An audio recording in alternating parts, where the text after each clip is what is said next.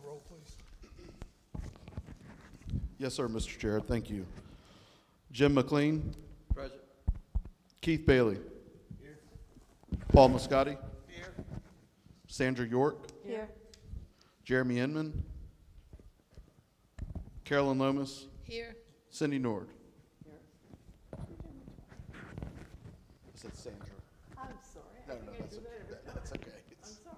Yeah, we're good. Y'all are here. We were chatting. Has the meeting been properly notified? And posted. Yes, sir, it was. Mhm.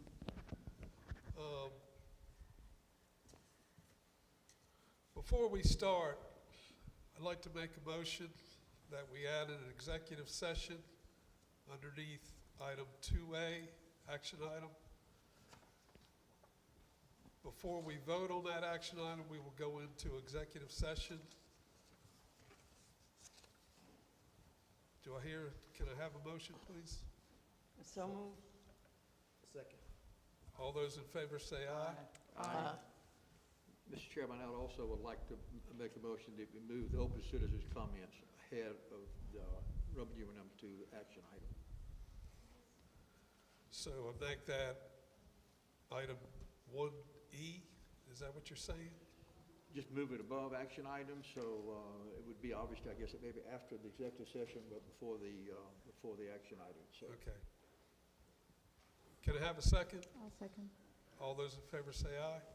Aye. Mr. Bailey, Mayor Bailey, would you please lead us in the Pledge of Allegiance?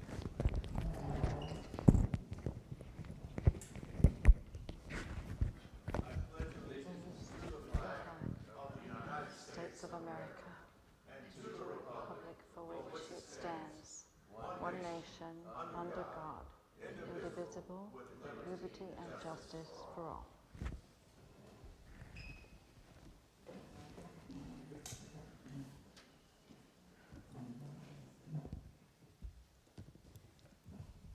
Our architectural consultant's running a few minutes late, but Ralph Walton will be here. Okay.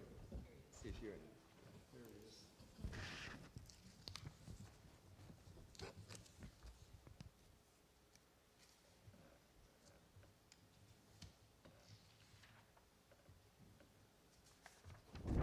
If y'all would look at the minutes of last meeting.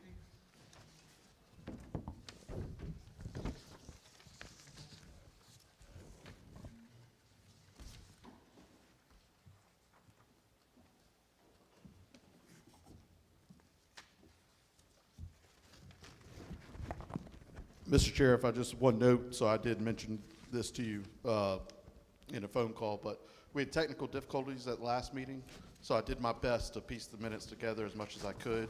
If there's some major detail, let me know, and now's the time to ask for an amendment for me to add it. But yeah, the technical difficulties midway through the meeting last time kind of made it challenging. So. I was absent last time.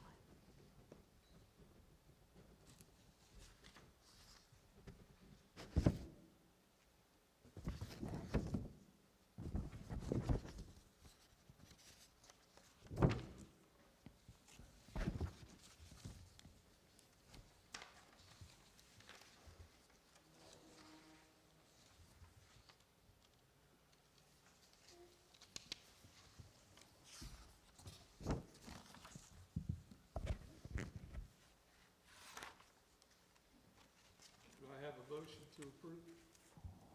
I make a motion that we approve the minutes, yes. Second. Second?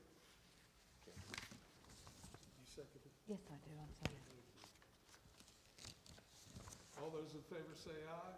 Aye.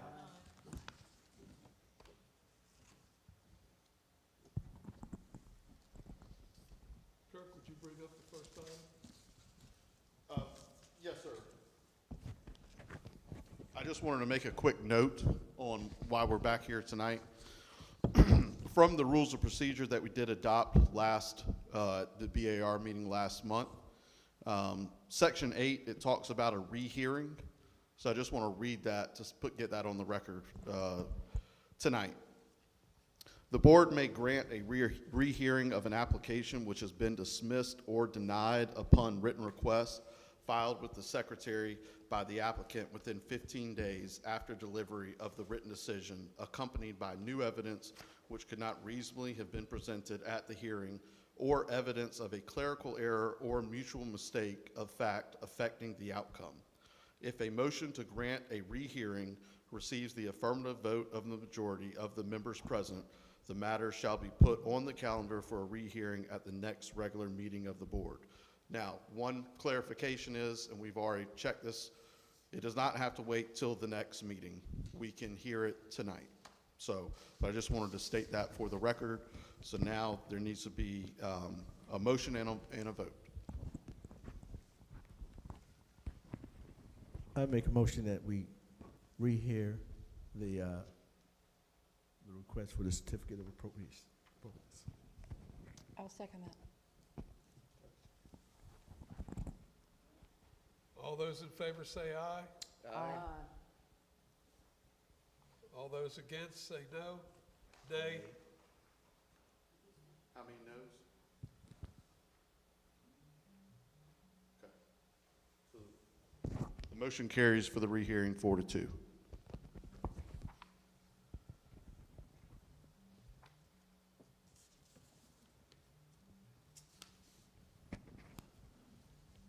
Well, we'll do exactly as we did for the first hearing.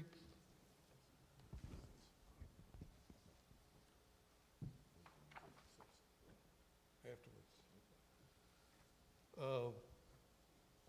Matthew, you want to go ahead and start? We're going to go ahead and start with 20-minute increments, just like we did the last time. We're not going to limit you, but I don't want to give you 60 if 40 will do enough. No problem. Thank you. For those of you who voted to rehear it, I appreciate it. For those that didn't, thank you for hearing what I have to say anyway. So I think I covered a lot of ground last time. I don't really have a lot of new information to provide. 3 weeks ago, I sent the document package that was requested in the previous meeting. I believe I've provided more than sufficient evidence to show that we had a very difficult undertaking trying to be able to establish the condition of the underneath of that building. I apologize, sir, I didn't catch your name last time, I apologize. Yes, sir. Ralph, okay, you, right. So in the very first meeting, Ralph made mention that he understood the history of the building. You spoke to the foundation set up underneath and that there were 3 main piers kind of underneath that building. That was the comment that was discussed last time. And exactly his comments were exactly our understanding when we bought the building, before we bought the building. But it turns out that his assessment and our understanding, which aligned, are not accurate. When the original building was built, there were 3 main, what they call a triple thick brick pier that run the length of the building and run parallel to Langford Road. But there was an addition that was added on. And although he was very well versed with the building, even he wasn't aware of what we didn't know, which is the source of our pain point here. It's the addition that was added on that he wasn't aware of, that we weren't aware of, that the only way we caught was just by reviewing some old photos or some photos that we had taken prior. So the bottom line is 1/3 of that building, which is the whole source, again, the source of the pain point, is just dilapidated. And we didn't know that until the morning that we closed on the building. And that's why you received a demolition application that day, because that's when we found out about it. So I was questioned. I felt like my integrity was questioned last time. Mr. Moscati, you mentioned that you were beginning to doubt that there was even existence of reports. Mr. McLean, you mentioned there was no way in hell that building could be moved. We've since provided documentation that, in fact, the reports were available and that the building can, in fact, be moved. So we've done our due diligence. What we're asking for is a fair shake here, because the way the ordinance reads is if it could have been reasonably not known that there was damage, which in this application, again, speaking to your expertise and your knowledge of the building, even he wasn't aware. So it's reasonable to say that when I had my expert come in after our previous meeting, his request was that we cut 3 holes in the floor as that's the only way to access the underneath of that building. I don't know how thoroughly y'all read the document that I sent in, but there's no crawl space access at all. There's no crawl space door at all on the exterior of the building. There's no way to access that underneath of that building from the outside. So that's an important piece. That access, that ability to, that essential piece to be able to get up underneath to look and see was limited. And that addition was added on without the convenience of an additional crawl space door. So that third of the building that's problematic, that's exactly what the issue is. It's in really rough shape. It was built very poorly. And we did not know that until after we'd closed on the building. So, again, not to rehash old stuff, but I was asked to produce documentation. I've done that. I was asked to provide photos. I've done that. I was asked to provide explanation. I've done that at length. And if you have any questions, I'm happy to answer them. But to my knowledge, I've provided everything that's been asked of me and then some. If you want to take a look at page 12 of my original report, you'll see the only way to get from the original building to the addition is through a very crude makeshift hole. And we thought that was just broken brick. We didn't know that was meant to be a crawl space door, because it's not a crawl space door. It's just a hole in some brick. So we established that the morning of closing because we slid somebody in through a foundation vent that was just small enough to get up underneath there. But that's further evidenced by the fact that the foundation expert, third party, not part of our group, asked us to cut 3 holes in the foundation across the building so that he could access to get a full assessment. So that's my position, and it's not going to change. So if you guys have any questions, I'm happy to answer them.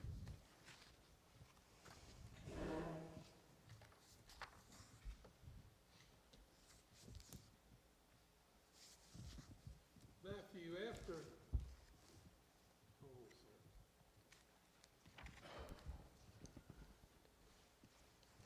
once you realized you were having trouble getting under the building with no access, and you saw one part but not another, could you not have postponed the closing? Is there something wrong? Yes, sir. If you'll read the timeline, it'll explain that. So we believed that we had inspected the entire building, because when we got up underneath through a crawl space vent that's not meant for access at all, once we got up underneath there, that's when we believed that we had inspected the whole building, and that there was, if you want to bring it up, it's just a couple of pages ahead, you'll see exactly the condition that we had. It's on page 12 of Palmetto Renovations report, which is a little, I believe, I don't know if it's after that one. I think it's after that one. Maybe it'll help the group to understand. Which report are you talking about? So if you'll take a look at, if you can keep coming down, it's after that. So here, if you can go to page, so you're on 21. So if you go to 33, I believe it's 33.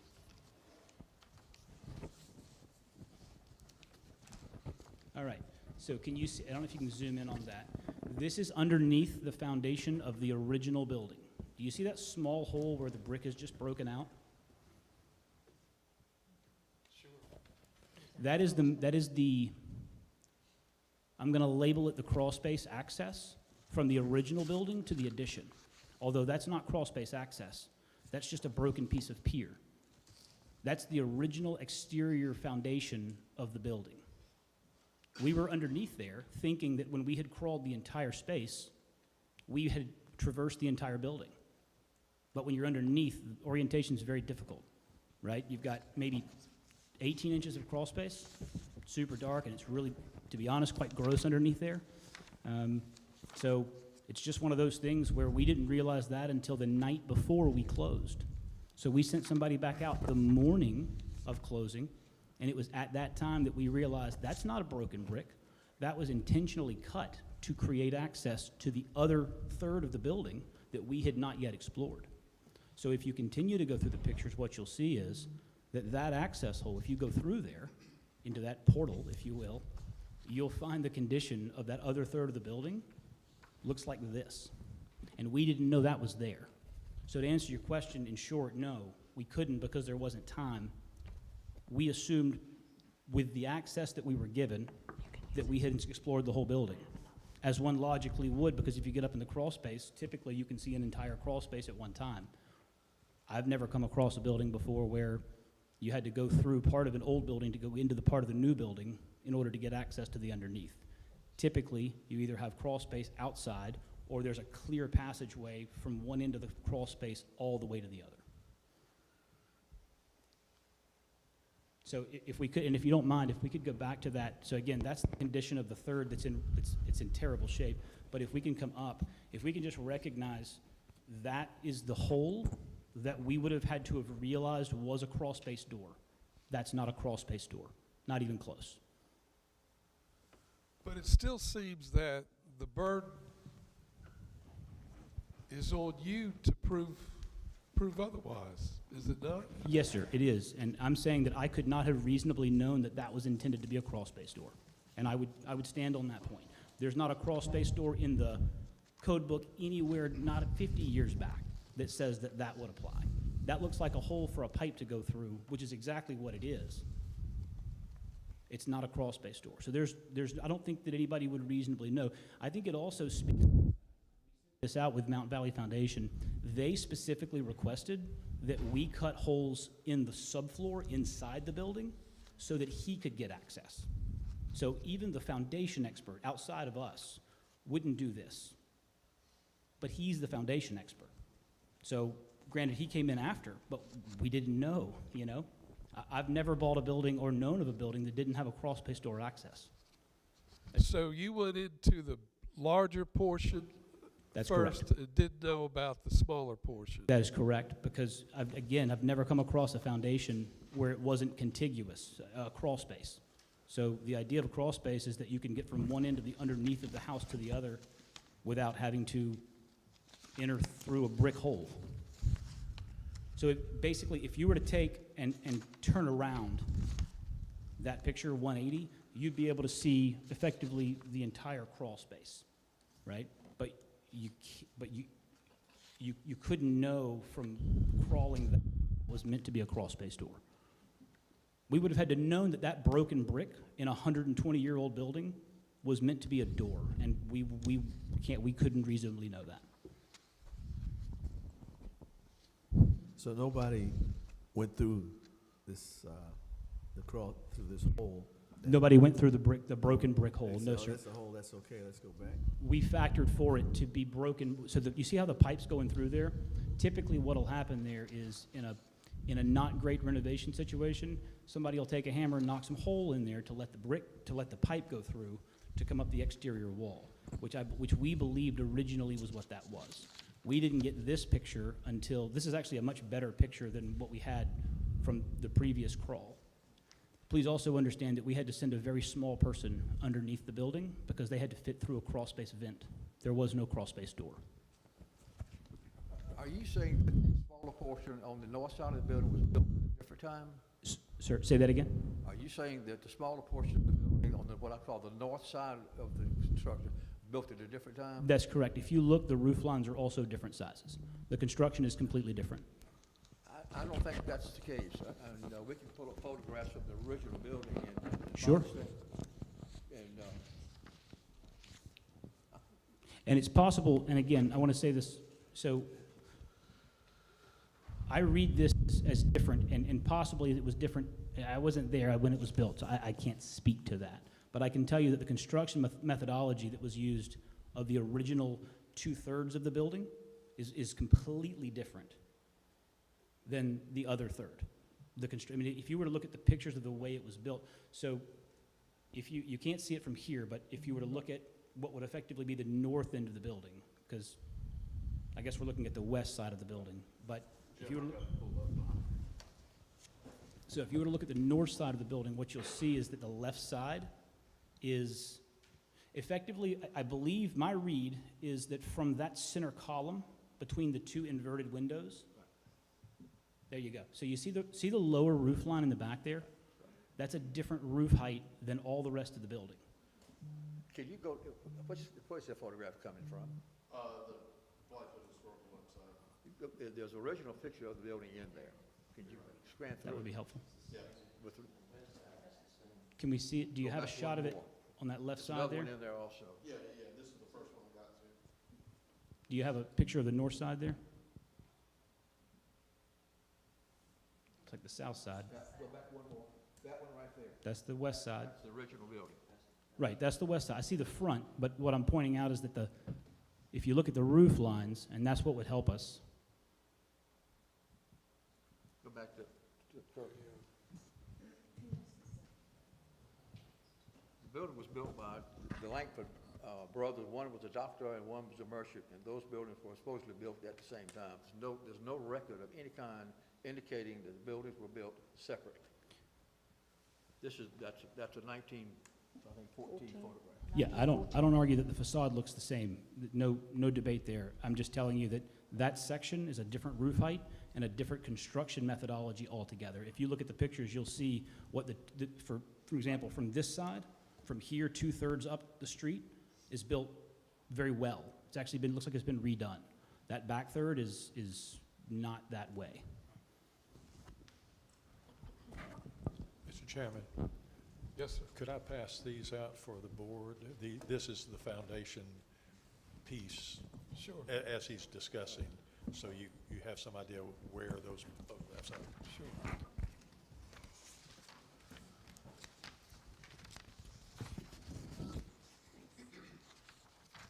Langford Road is at the bottom of the page.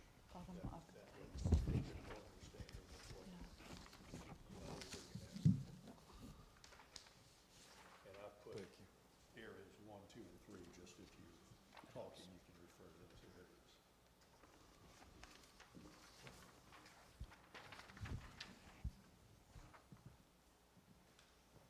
Thank you, sir. So if you look at area 1 and area 2, those two builds, very clean, very consistent.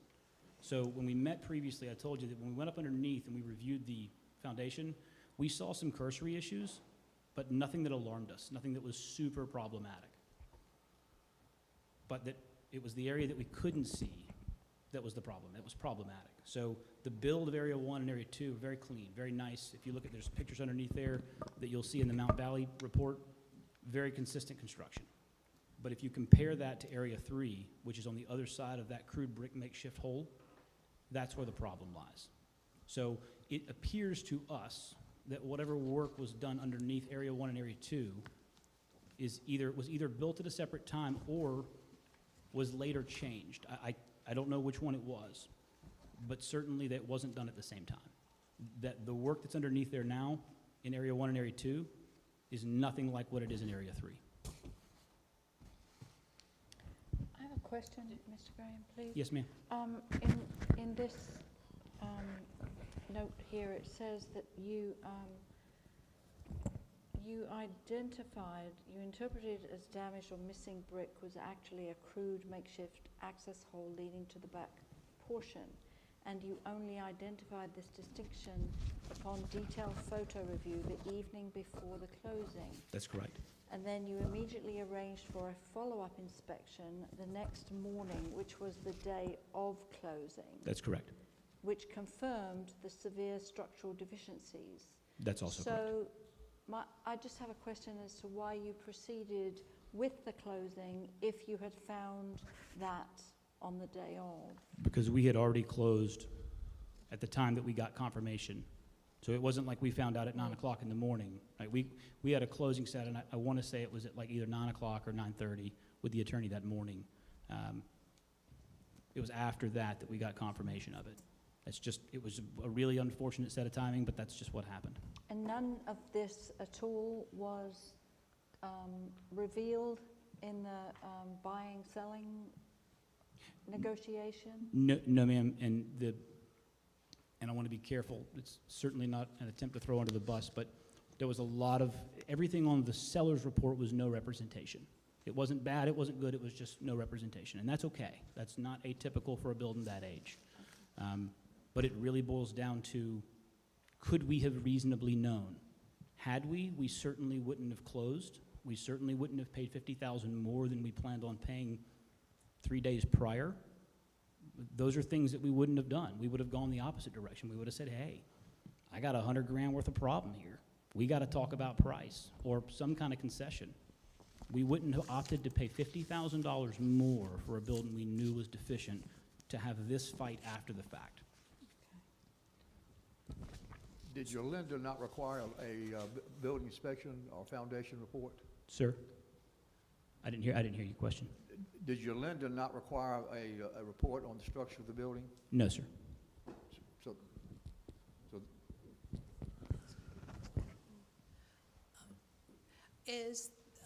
You've labeled these areas 1, 2, and 3. I believe that 1 and 2, I think they're photographs of those crawl space, if we are calling it Yes, crawl ma'am. space. Are there photographs of area 3? Yes, ma'am. They're in the report there, and you'll find that mainly in my report, and I said my Palmetto Renovations report, but you'll also find similar photos or of the same areas, but taken by a different person, the Mount Valley Foundation expert. If we want to scroll back through the package, you'll see Yeah, those I would pictures. like to see that. Sure, they've got 'em. Pictures of area 3. Sure. Can we? So that is just for reference. We are in, I want to make sure I'm right here, I believe we're in area, it's hard to tell, it's hard to orient from underneath. Let's keep coming down if we can. Okay, there's a good shot. So if you want to look at that, if we can scroll up just a touch, a little bit more. Okay, so for example, we'll start with that joist right there. Do you see the piece? Is this area 3? Yes, ma'am. So do you see that joist right there that's got those pipes running through over the top of it? That piece of wood? So that joist is over-notched. It's also being held up by a piece of 2x4 that's sitting on the dirt. You can see the mold there against the back wall there where the water doesn't escape. And that joist is also underspanned. That's the one running in the picture front to back.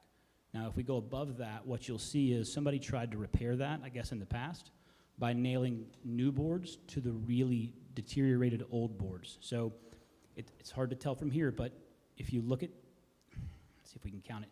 If you start at the vertical 2x4 in the middle and you go back one, you'll see the first perpendicular joist. What you're looking at is the face of new wood. But if you look just below that, you see how it looks like it's got a bite taken out of it? The piece that hangs down? That's the old wood. It's totally deteriorated and rotten, as well as termite ridden. Matter of fact, that whole section is. And somebody made an attempt, I guess, at some point to go up underneath there and try to patch it up, but it wasn't done well at all. So you can see, actually, the gentleman is laying effectively all the way on his side in order to get that picture. That's how tight that crawl space is. That is area 3 that we didn't have access to originally, that we thought we had inspected, but in fact we didn't.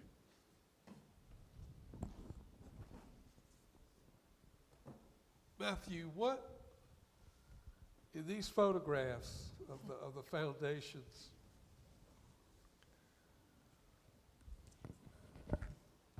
what are you seeing in there that you would not expect to see under a building was built in 1914? That's a good question.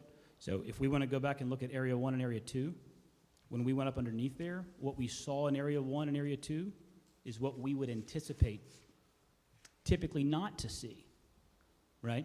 So the reason that we agreed to the price point was because the condition underneath was in better shape than we thought. So we thought.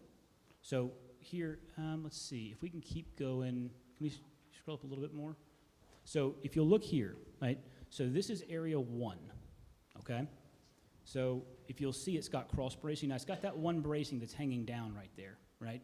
But that's part of what I mentioned in my previous meeting. I said, hey, we went up underneath there and we saw some small things, but nothing that was really alarming. We just saw some regular stuff that needed to be repaired. But those joists are 2x12s, and they've got double 3/4 plywood on top of it. That's been renovated. So when we saw the condition of what we saw, the crawl space in area 1 and 2, we thought, man, good shape. You know, somebody diligence here. It was in fact area 3 that wasn't accessible, that's in really bad shape, that we realized, okay, well, that's what we would have expected to see, and had we seen that and known that, we would have said, we're not going to pay 50 more, we're going to pay 100 less, because we would have had to eat the 100 grand expense in having the renovation done. Is there a report written by a structural engineer that we've got a copy of? Okay, so Mount Valley Foundation is a structural engineer company. That's what they are. So they have But there's no stamp on anything. There's no PE next to anybody's name. the PE stamps their work. So at Mount Valley, the way it works, I'm just telling you what it is. The way it works is they send out certified stamp drawings once they move on to the quote phase, but that's included in the cost. So he's saying his engineers have reviewed this, and that's his quote. And I can give you his contact information if you want to speak to him, but he'll tell you the same thing. His name is Don Bland, super fair guy. So your premise is you weren't able to determine this until the day. That is correct. So you did determine, so it could have been determined earlier. Had we been given proper access, had we known, we didn't know then what we know now, because you don't know what you don't know. But the could have reasonably known? No, we could not have reasonably known, because we have these pictures now because we cut the holes in the crawl space floor for Mr. Bland to go up underneath and take pictures of. So what I'm saying is the foundation expert said, I can't check this out and give you my stamp of approval on what it would cost until you cut holes in the floor and let me look at it from this direction. And we said, okay, we'll cut the holes. So let me go back to this report from the Mount Valley Foundation. So there are no notes from a structural engineer's review of the foundation There are no, prior to writing this? say that one more time, I'm sorry. There is no notes or review of the structural engineer's assessment prior to writing this proposal? And that's what this is. This is a proposal. That's correct. So in speaking to Don Bland, who's the guy who wrote this up, he has a team, and that's what his team are. They're engineers, they're experts. That's what they do. So they review all these proposals before they go out. But what they don't do is put stamps on there for free. We could certainly pay to get a report. That's something we could just have him stamp. But he can't put a quote of $110,000, $115,000 together to repair a foundation structurally unless they're certified to do so, which they are. They're a certified foundation expert. They don't need an expert to tell them that they're experts, because they're experts. They're licensed in foundation repair.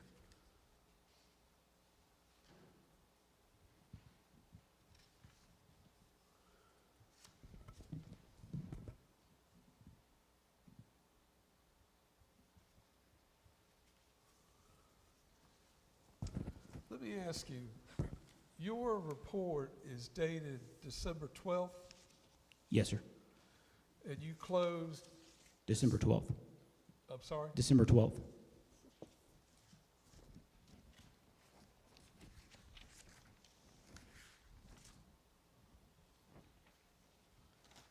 And then your report with Mr. Bland is dated March 19th? Yes, sir, that's right. So when we met on the 16th, this report didn't exist? That's correct. I got that report as a result of your comments from our previous meeting when you said you were beginning to doubt that the reports even existed. So I felt the best thing to do was to have corroboration and backup for what we had already put together, to have a third party come in and verify our findings, which they actually came in several $1,000s higher than what we had quoted, even after discount. So it did really exist then? I'm so sorry, say that again? It didn't exist when we were told it did exist? Yes, sir, it did. My report is put together on December 12th, the day we closed. I had that when we met in March, but we're now in April.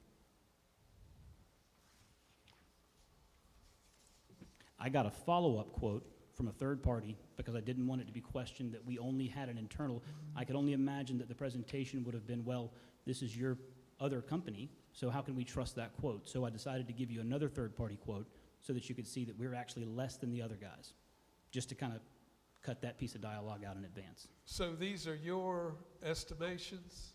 The ones with Palmetto Renovations letterhead, that's our Yes. other company, yes. We're a licensed home builder and commercial general contractor, so, Who determined the scope of the work? well, we determined our scope, and then Mount Valley determined their scope. So they're two separate scopes, because they're not, it's not exactly the same, right? But Would you say that everything you cited is code required? yes, sir, absolutely. Every one of these items? Say that again? Every one of these items? Everything structurally related is relative to code repair, yes. Well, that's not what I'm asking. What I'm Okay. asking is, everything you cited a price for, code required that you included on this list?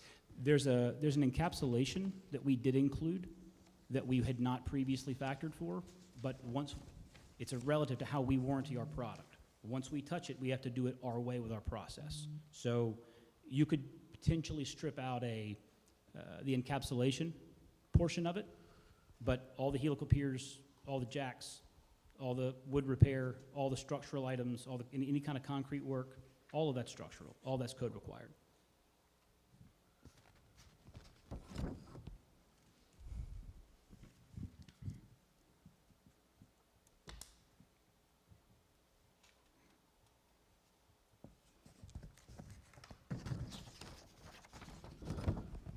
Mr. Wald, do you have any questions you'd like to ask or points you'd like to make?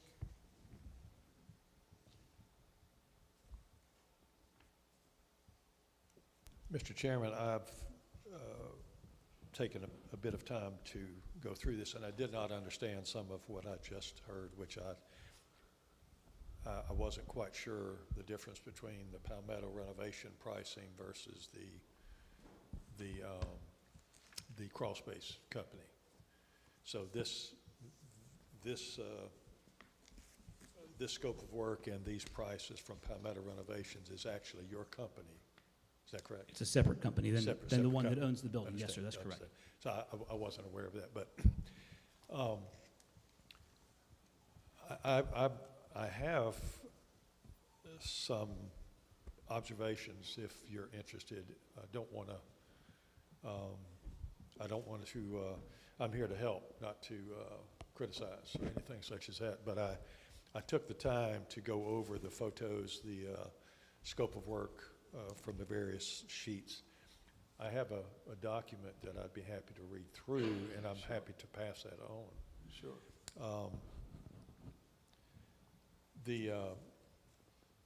The building is if I could just backtrack just a minute. As was said earlier, I'm very familiar, up to a point, very familiar with the structure.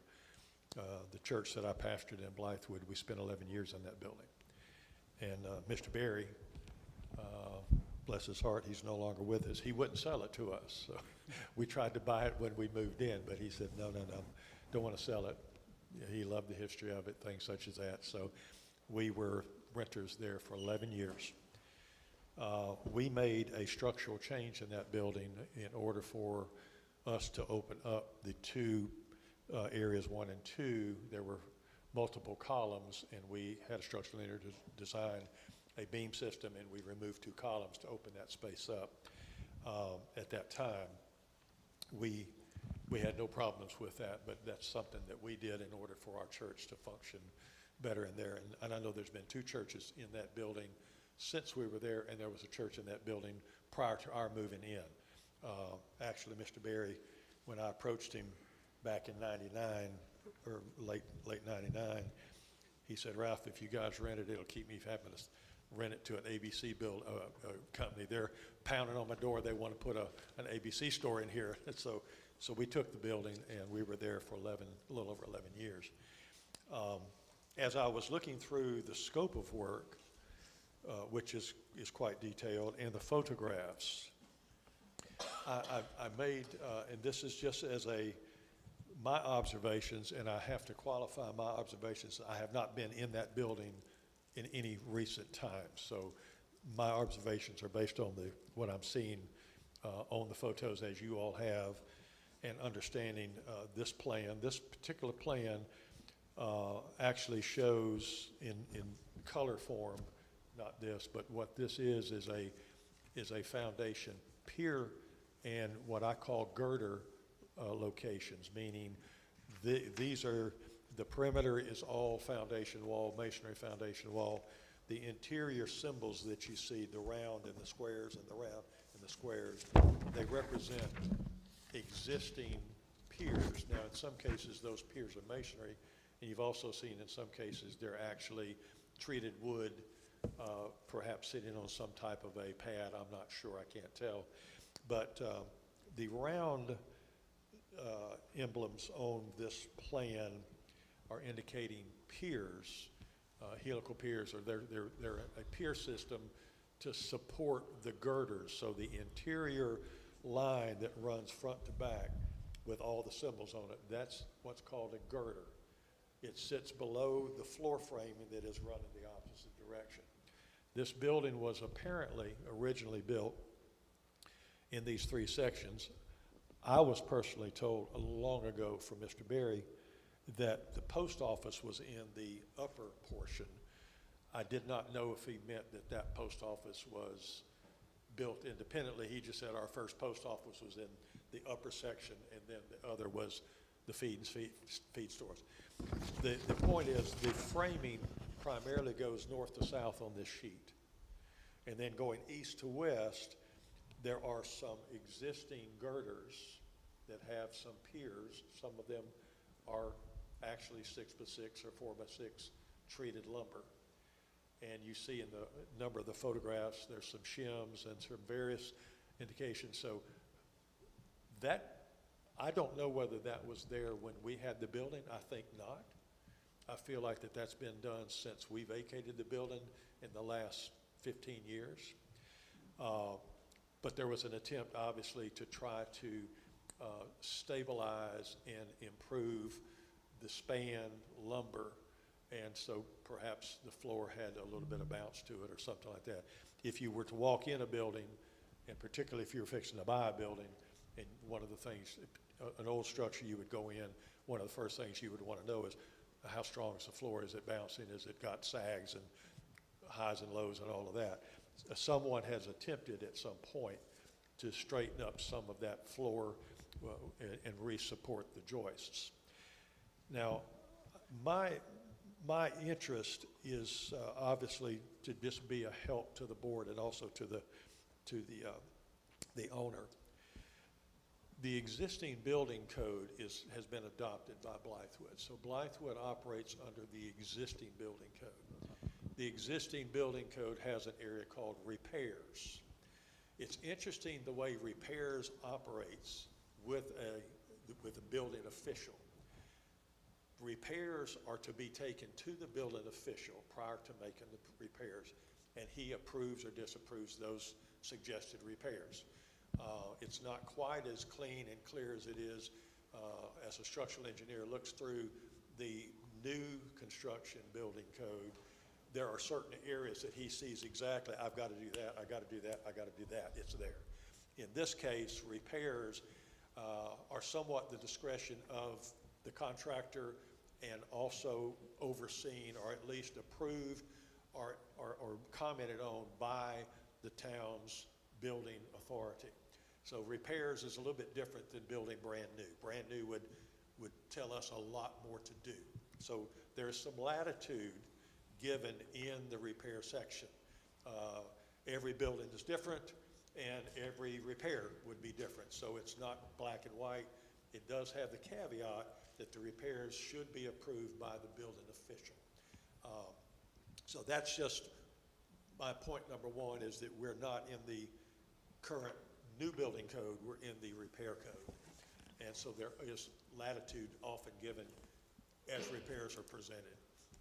As a contractor or a crawl-space repair company, something like that, if number one, if they get a permit, a lot of times crawl-space repair companies run to the ground, they're running around under houses, some of them get permitted, some of them don't. In this case, because it's in public knowledge, these obviously, whatever the owner is going to do or might do would have to be permitted, so the repairs would be looked at in some fashion by your town authority, the one having jurisdiction here. My second point, and I'm trying to be helpful, not critical, so please understand, I'm just here, I'm looking and saying, okay, what do I see? The following observations, as I said, they're not visual because I haven't been in the building. All I can do is look at what you're looking at.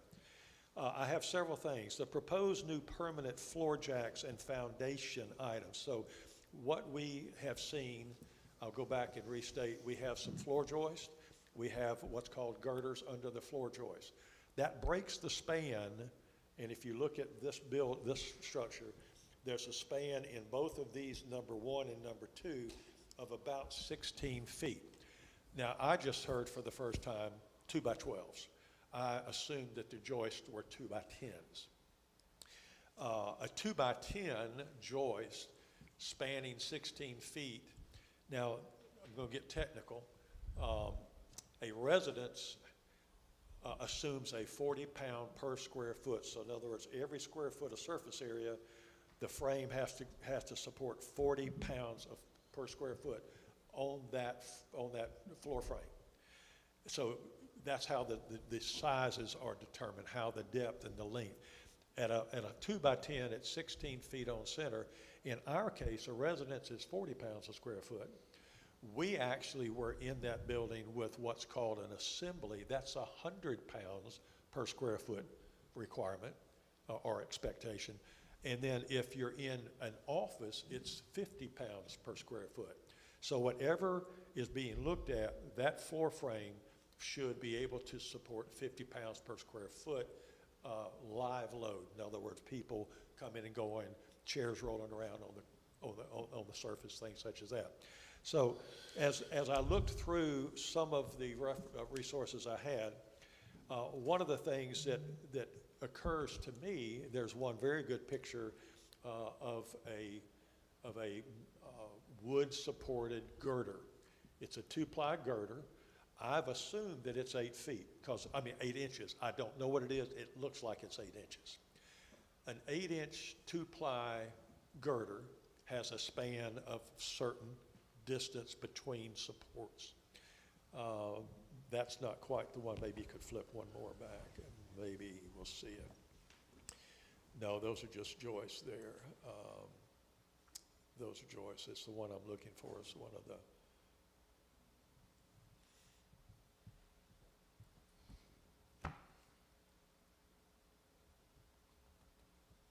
Maybe one more.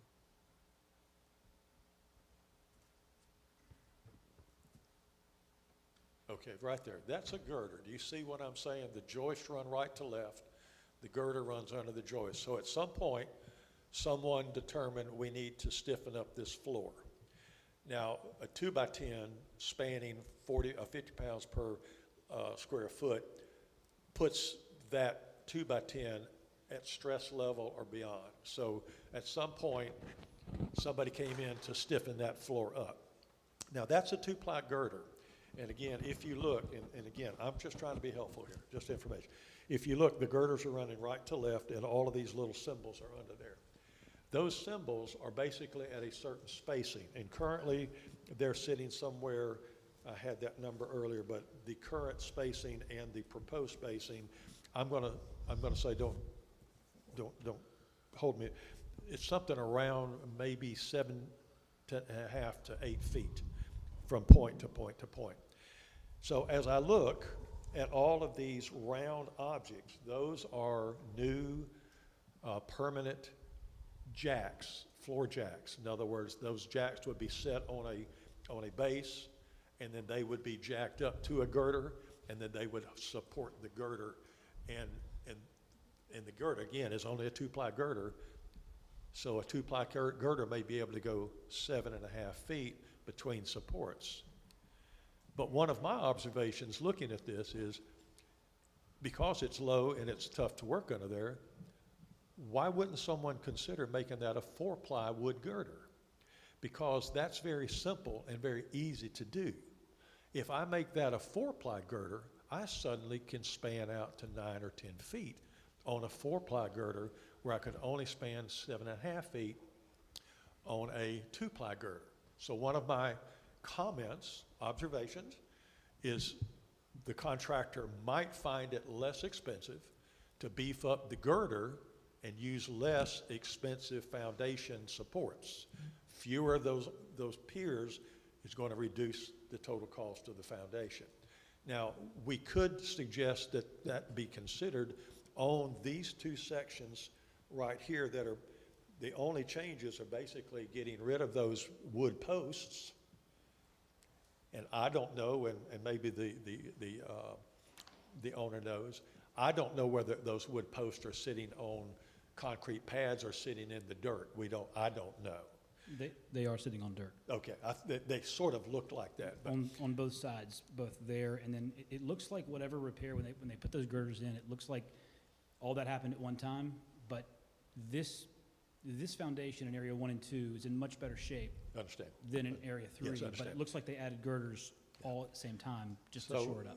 So, again, just for the board's understanding and perhaps for the owner's consideration, could we help eliminate some of the foundation costs by adding more wood under the building rather than foundation? So that was one of my observations on item number 2, would be basically, can we go to a 4-member girders in points number 1 and 2, areas 1 and 2, thereby eliminating some of the more expensive jack repair jobs. And those jacks generally require a poured concrete foundation. So you got the cost of digging a foundation, you got the cost of mixing concrete, and then trying to get it in there, and then trying to get that helical, that pier in, and all the while, a couple of carpenters could go in there in about 3 hours, they'd have that as a 4-ply girder in no time, and then maybe we have fewer jacks. Now, moving from there, I went into foundation repairs on area number 3 are indicated as new girders. And this frame is 19 feet. And I don't know the depth of those joists. I don't know if they're 2x10s or 2x12s, but that's a 19-foot. Just for reference, those look to be like 2x6s or 2x8s, best I can tell. They were relatively shallow. I think that had to do with the height of the underneath of the crawl space as well. So again, if now those were the joists themselves. Right, but and just for reference, that's a separate package. Yes. So that whole area, again, the majority of the pain point is there. section 3, and that is the termite-ridden rot, mold, Understand. decay area. That area has to come out structurally and go back to be brought to current code. So depending on how much of the floor frame is affected, and I don't know that, but when I looked at area number 3, I see a 19-foot span. That's a long span for a joist at 16 inches on center. So that pushed, when it was probably built, it probably pushed the distance that joist should go. Therefore, what's been recommended is a girder in midspan under those joists. So that, I would say, yes, that's definitely. But again, what size girder can we get under there, and can we reduce the number of floor jacks for that new girder? So that horizontal line right to left in area 3 is brand new. There's nothing there, and there are, just as the owner said, there are other floor repairs needed. But again, is it possible that we put a bit more wood as a girder and fewer of the jacks? The reason I'm saying that is the jacks require a lot of manpower. Getting up under and putting wood next to wood is much easier than digging trenches and things such as that. So again, the girder is certainly obviously needed there.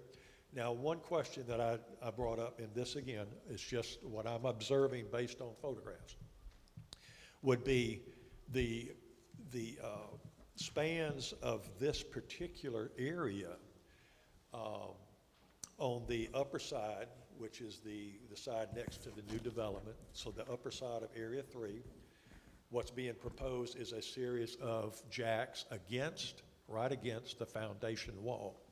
My question to the board and subsequently to our owner is the foundation wall capable of us bolting ledgers, a double ledger, a double 2x8 or 2x6 onto the block to support the ends of the joist rather than sinking 1, 2, 3, 4, 5, 6, 7, 8 piers. Now, I don't know, I haven't been under there. That would be, the contractor would need to, could we do that? Does that make sense, or can we not do that? So that, again, just an observation would be, that would be a question. Would that be a easier way to support that end up here than actually 9 more piers? So that's through that. Now, so the foundation repairs in Area 3, I've mentioned just what I said. I just have it here. I have copies for everyone, and I'd be happy to share those with all the people. Now, number C is crawl space encapsulation scope of work. Now, I'm aware of this because of the work that I do, both commercially and residentially. Crawl space encapsulation has been a product that has come on very strong in the last 15 years. What crawl space encapsulation's intent is to change the atmosphere under the crawl space. If you've got a moist crawl space, if you've got some actual leakage, things such as that, often you'll find if you bring a crawl space repair company out, one of the things that they'll suggest to you, even if you don't ask for it, they'll suggest you might want to do crawl space encapsulation here, and most owners are scratching their head and said, well, what is that, and why do I need to do it? But often, from a sales standpoint, what comes to light is you're getting rid of any moisture under your house. It's all gone. You've now got plastic on the walls of the foundation, all across the floor. When I say plastic, it's rolled plastic. Years ago, we used what's called 6 mil polyethylene. Now most folks use 10, and years ago we didn't tape it, and now we tape it. So just in putting polyethylene on the crawl space dirt floor, if there's underground moisture that tends to come up through the crawl space floor, and that doesn't necessarily mean active water. It just means that the crawl space area is moist and vapors come up. So that all of us, if you have a house that's built within the last 20 or 30 years, if you look in your crawl space, you've probably got plastic sheeting down on the crawl space to keep vapors from getting up into that environment. Most homes and most houses and buildings that have crawl space have multiple crawl space foundation vents. In this particular instance, we may or may not have enough foundation vents. That's a calculated item. Our foundation vents can be actually put into an existing wall if they're needed. The reason I brought the crawl space encapsulation up is the building plan on area number 1 in the details. It's defined that there is a foundation encapsulation and a drain line on the Langford side of the building. And that Langford side of the building runs down, and then it catches the back side on the railroad side, back end of the building. Now, some of the photographs do show moisture coming through the crawl space wall. You saw a number of those photographs. They're sort of nasty looking. You heard the word mold. So again, part of crawl space encapsulation is to try to prevent mold from building up, so they cover it up. Now, what I'm suggesting in my comments to be considered, I'm not saying that it's right, I'm offering this as a help. Often what happens in crawl space encapsulation is you've got moisture coming through the wall, and they're going to come inside and seal the wall up from the inside. Now, I don't know whether the current owner has any interest in painting the building, but what we do often is we do outside waterproofing around foundations.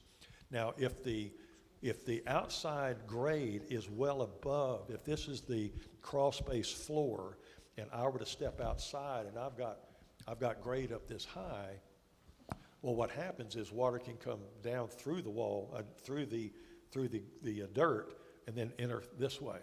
If the grade outside is somewhat in the same level as the crawl space floor, and we don't have a lot of height here, as you can see, it's very low, then one of the things that could be considered, I'm not saying they would do it, one thing that could be considered is take where you've got the worst moisture, which I believe is right down in this corner of area 1, And what we've proposed many times to foundation issues with homes and also buildings is we're gonna take the outside wall, we're gonna waterproof the exterior wall with a very high performance roll-on or mop-on kind of a waterproofing. And I'm talking about clear, not mastic. Although if you're gonna paint a building, you could actually use some of the mastic waterproofings that are black.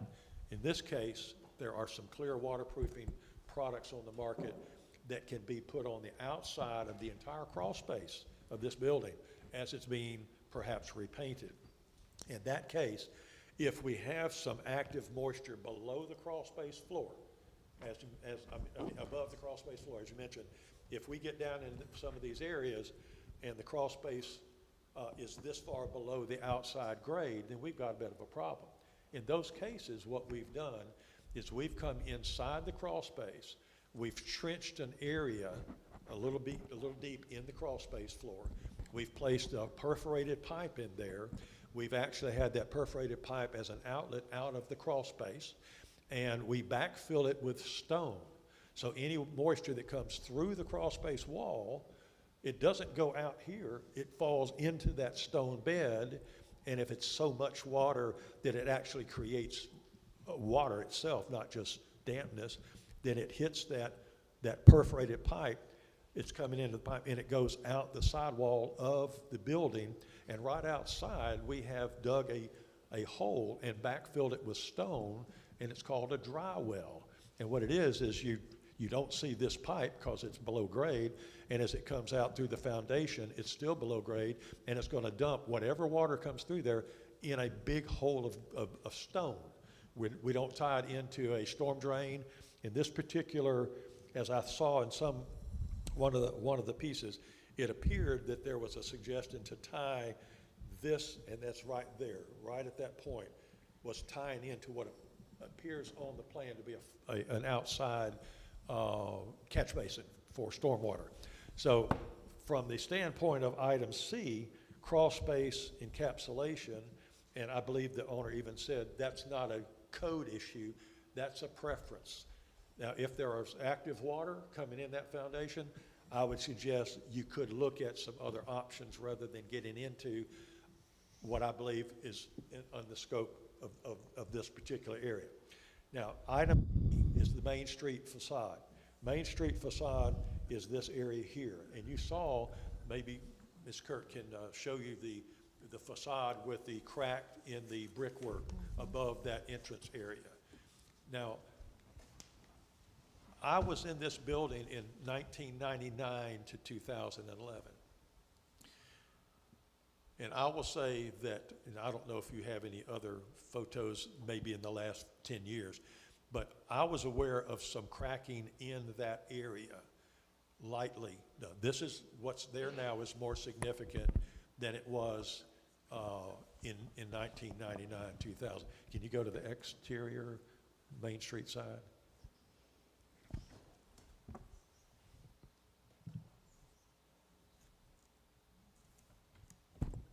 Okay, there it was. Now, what you see there is when you see stair-step cracking, and you see a lot of that stair-step cracking, it doesn't just go vertical, it goes ch-ch-ch-ch-ch. That's evidence that we have some foundations settling. Now, if I look at that particular picture, I'm aware that there was some of this back in '99, not this much. My suggestion, and this is just, again, trying to be a help for the owner as well.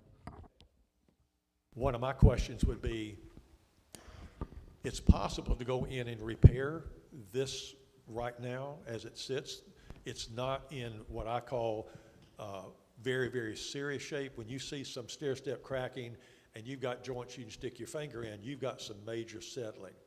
Over the years, this shows to me that there's been a progressive minor settling over a period of 10, 15, maybe 20 years. I don't know. My suggestion, if I could offer it to all the parties, perhaps repair what's here and do a good job on what's called tooling, meaning all of the joints get tooled back so they look almost original.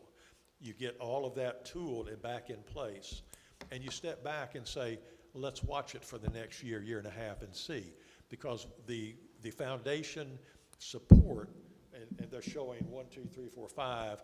And what this is they'll drill something into the ground. They'll basically hook it to the foundation, concrete, and that pier that goes down in the ground, when they hook it to the concrete footing, that supports the footing, so the footing doesn't move anymore. What we don't know, and what the owner doesn't know, and what Ms. Berry doesn't know, is how bad has this gotten in the last 5 years? We don't know. So that question is it premature at this moment to do that foundation mitigation and support versus, I think I would repair it and then step back and see what happens over the next 12 months to 16 months. Is it opening back up? If it opens back up, that means that the settling is still active. We don't know how active it is. That could be there, that could have been there for 10 years. We just don't know, and the owner doesn't know. So what we're doing is we're observing what appears to be legitimately a foundation settling, but is it still settling? We don't know. How do we find out? Repair it, step back, give it some time. Would that put the owner in a situation that maybe a year from now said, oh, okay, looks like we've got some settling. I'm going to have to take another look at foundation support. Obviously, attacking it right now means that there's no longer some possible issue down the road years from now. But again, I'm just observing and I'm just making suggestions, trying to be a help here. That might be something that the owner could step back and say, yeah, we'll do some repair work. Let's get back and let's see if we really have a really active thing, or maybe it's not active, but a year would be a good time to take another look at it. Right now, I know that there was some cracking when we were in that building years and years ago. It wasn't to this extent, which leads me to believe, okay, then over the last 20 years, 15 years, there's been some additional settling. But what I don't see is I don't see mortar falling out of the side of the building. When you see the cracking is such that you now have holes and you can stick a pencil in the vertical grout joint, or there's no grout, you've got some active, what I call active settling. This looks like settling, but we don't know how active it is because no one's had their eyes on this over the last 15 years. That was number D. And I just made some comments about my experience with that building as an architect as well as being a pastor there. I think that the professional total scope of the foundation repairs as indicated could be reduced in some manner, looking at some of my observations and suggestions. And I want to make this statement to this owner. If the board and the owner find a path to go forward, I'm going to offer myself to him as a consultant to help him with these foundation details at no cost. I'll just do that. So he's got my time. And I want to do that to invest and help the town. So if we find a path forward, he's got me to help him at no charge on what I'm talking about. Thank you for that. I appreciate that. Yes, sir. Thank you, Mr. Walden. Those jacks, those outside jacks, are a good example of what I was asking for earlier about who specified them. And I know that the structural engineer would have specified them, but more importantly, what was he looking at when he looked at, what is it, 9 of them? Mm-hmm. And that's kind of a rhetorical question. What I'm getting at is somebody specified all this work. That would be the engineering. If you want to go to, if you want to look at the line item where they quoted it in the number for engineering, you can look at it in the Mount Valley Foundation package.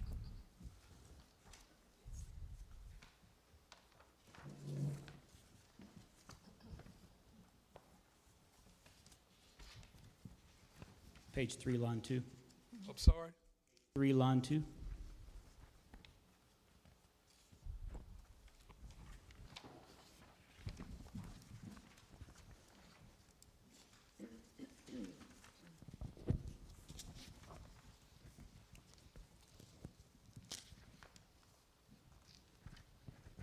Come down one more. line 2 there. Engineering A, that's where that's accounted for. That's their engineering team. Also, if you want to go to page 2, top right, they're licensed contractors, so they've kind of got both ends covered there. I did have a question while you guys are looking at that, though. I appreciate you mentioning that exterior wall where there's a good many jacks, and Mr. Biscotti, you brought that up as well. So that water intrusion is coming from the town. Not sure if y'all are aware of that or not. Did y'all know that? The water intrusion is coming from the town side of the line. Did y'all know that? Kirk, if you don't mind, I emailed you that plat. Would you mind pulling that up for a second? You emailed it to me? Just now, yes, sir. I can't access my email right now. Is there a, Which part of the building are you actually, the entire front facade? the front? Yes, sir. All of that hangs over the property line and is on town property. Okay. I'm having a hard time. Is there a place I can send it, or I can hook mine up? I've got the plat pulled up. Send it to kirkblythewood@gmail.com. Excuse me, while I think what you're saying is that the front of the building, The entire front of the facade is on the business, on the town side of the line. Yes, I sir. re- I So remember all of that. that water, I remember that. Now, one of the other questions, Kirk, Mr. Chairman. I'm sorry, what was the address? kirkblythewood@gmail.com. One of the other questions, and I'm sure the owner saw about this, and I'm not sure what the ramifications are, is what is the setback for a new building on that site if this building were to be removed? We suddenly lose some area that's currently in that building. I do remember that building was in the In the right of way. yeah, in Yes, the sir. right of way. Now, is that, but that road is not that's a state road, is it not? Yeah, Correct. that's not a Blythewood road, that's No. a state road. The state road, okay. Yeah. Well, then it Yes. would be state. But yeah, I do state line. remember that it was in the right of way, because we were doing something and we ran across that years Right. ago. But I don't know if Kurt knows what the setback is off of Blythewood Road. I believe. Off of 21. So the setback is based on the landscape requirements. So without pulling it up, I think it's like a type C 10 or 15-foot buffer. And yes, obviously the footprint, if demoed, the footprint would be much smaller than what is currently there. So, and just for the record too, I don't know that this has been asked, but what is the cost of demoing the building? Say that one more What time. would the cost be of demoing the building?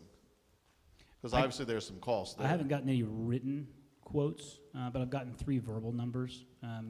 We never really, we were just going to absorb that cost on our dime. We were just going to eat that. I understand that. There's some sort of figure though. Sure. I mean, we could probably, with the right trucks and tools, probably 25 grand. They get 25 grand, get it hauled out of there. Okay.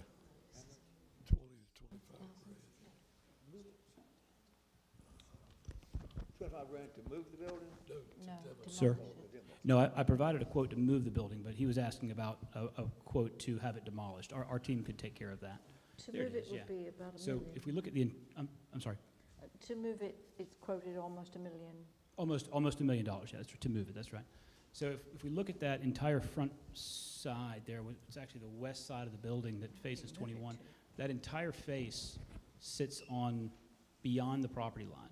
So the water coming in there isn't our groundwater, but it is affecting our structure. So it's just something to consider. You're talking about hanging over in the right of way? Yeah, the whole building hangs over the property line. Yeah. Yeah, so I mean, that would be DOT right away.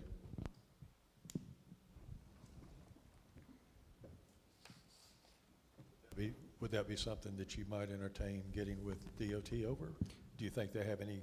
It's something that 4 months in, our timetable has shrunk to now. So, I mean, I'm always open. So we do have an active permit with, or an active application rather, for a permit for DOT for an encroachment coming around the side of that building. And we're in talks with Norfolk Southern to lease the property behind the building as a right-of-way so that we can move a vehicle behind that building Right. and then right out onto 21. I see. They don't like the driveway as it sits now. It's very narrow and it's very tight. People can, when we make a left into that building, it's very tough for that traffic coming up Langford, so they would prefer to close that out. Their preference is to make that let's see, a right-in only, I guess, and then the exit would be back behind the building there. That's what DOT prefers. Mr. Graham, we had a breakdown here of the changes that could possibly reduce your cost for renovating the building. Had you considered any of those before tonight, or had you seen, or? Yes, ma'am. So my quote was less expensive, but also less involved.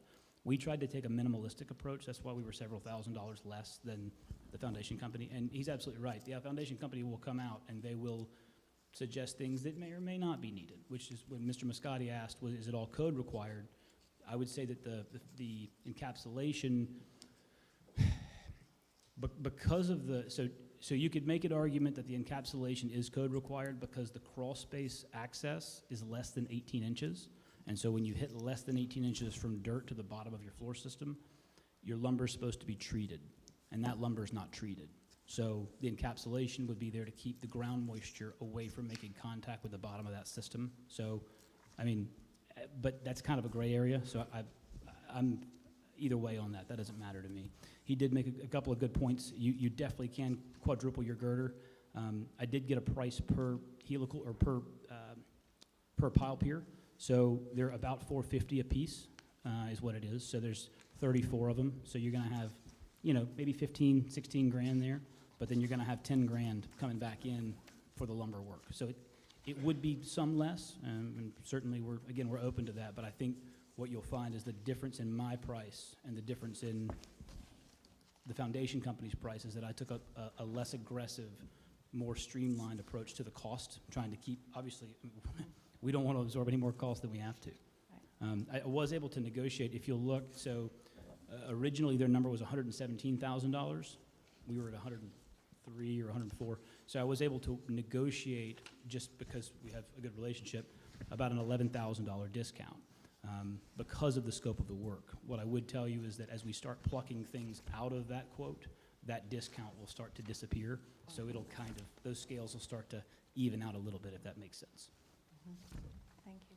But yeah, we did take the less expensive, the quadruple girder approach was how we were planning to price ours. That's why ours is less already than the foundation companies.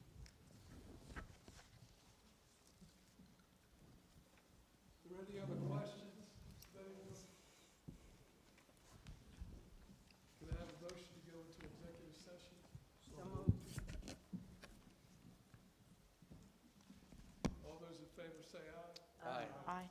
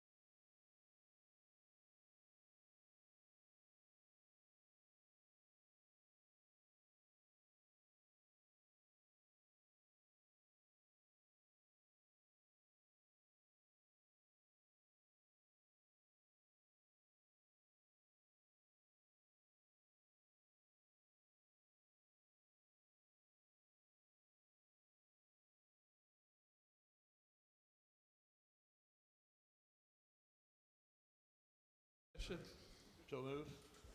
Second. All those in favor say aye. Aye. There was no votes taken, only legal advice given. Does anybody have any more questions for Mr. Graham? Anybody?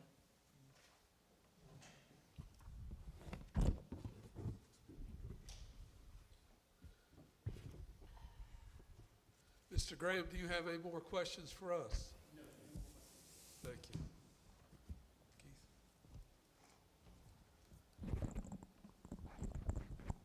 I make a motion to approve the, for substantial hardship, that we approve his application. What? Can I have a second? What did he say? Yeah. Cindy didn't hear it. Repeat it. You wouldn't mind. Make a motion to approve the applicant's request for significant Hardship. hardship. That's right, Yeah, that's right. okay. Any second? Is there a second? Second. All those in favor say aye. All those opposed say no. No.